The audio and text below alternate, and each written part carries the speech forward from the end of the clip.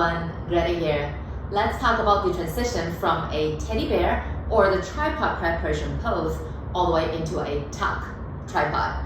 Now, a lot of people are very comfortable doing the teddy bear, i.e. with the knees resting on the back of the upper arms with the head on the floor. But once they try to move their knees away and float into midair, then that's where the challenge comes in. And a lot of people tend to struggle with it. So this is how it's gonna look like. So this is the teddy bear. So you can see the knees are resting on the triceps and then transitioning into a tuck where the knees are no longer touching the arms. The movement itself looks simple enough, but why are so many people struggling with it?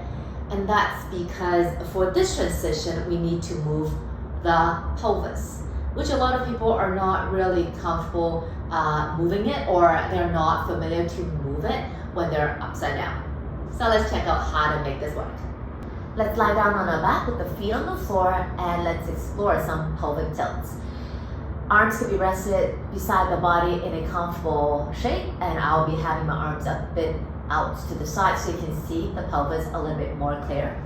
Okay, so once your feet are on the floor, I'd like you to have a little bit of an arch in the lower back. So you can kind of slide a hand through. Okay. Then I'd like you to press the lower abdomen down towards the floor to close that space. Okay. And then again, create the space and then take it away. Create that space and then take it away. So it's actually a very subtle movement, okay? Nothing crazy. We're not trying to arch our back to create like a tunnel or like a dome, nothing that crazy. And when you're moving this, when you're doing this movement, just note that the upper back stays on the mat, okay? And this is actually the pelvic tilt. So when we have a bit of space in the lower back, the pelvis is tilting in an interior direction. And then when we close the space, the pelvis is in a posterior position. Okay? Interior, posterior. So just do a few of these, making sure you feel more familiar with it, very comfortable. And then we are going to take it to the next step.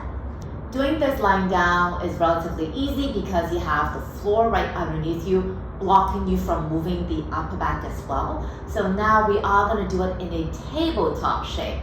So making sure that just the pelvis is moving, okay, a little bit in the lower back, yeah, but nothing in the upper back is moving.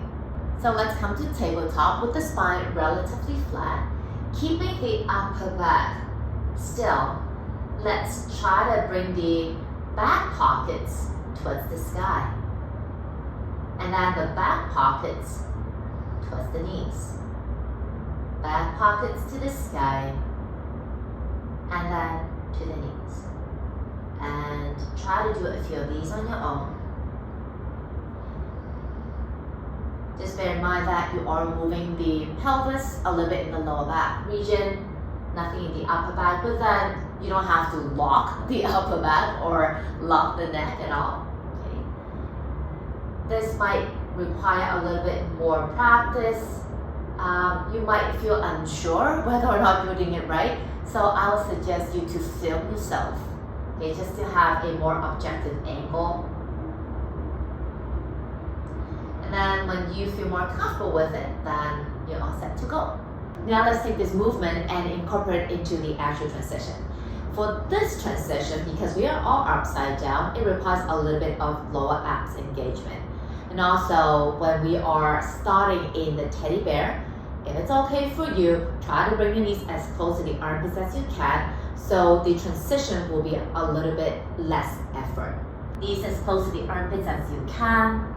So you can see now the pelvis is in a posterior tilt, meaning a little bit of a rounding. So what I need to do is I need to engage my lower abdomen, feel the arms pushing just a little bit more, and on an inhale, I lift my pelvis, or actually I do an interior tilt in my pelvis, okay, and that's the tuck. So if you feel comfortable, you can do posterior tilt, anterior, posterior, and interior. So it's nothing too crazy, nothing too dramatic. And the reason why you want to have your knees as close to the armpits as you can is because if your knees are so close to the elbows, look how much rounding in the spine you have. So if you want to lift into a tub, you actually require quite a bit more strength. And also, it's not just the pelvis that's doing the movement, but also the rest of the spine also needs to move quite a little bit more in order to stack the hips above the shoulders for you to lift your knees away from the upper arm. This movement is also helping to move the hips to stack right above the shoulders, right? Because for any inversion, in order to balance in a more comfortable manner, the hips need to be stacked over the shoulders in order to feel the lightness. Give it a try and let me know how it goes.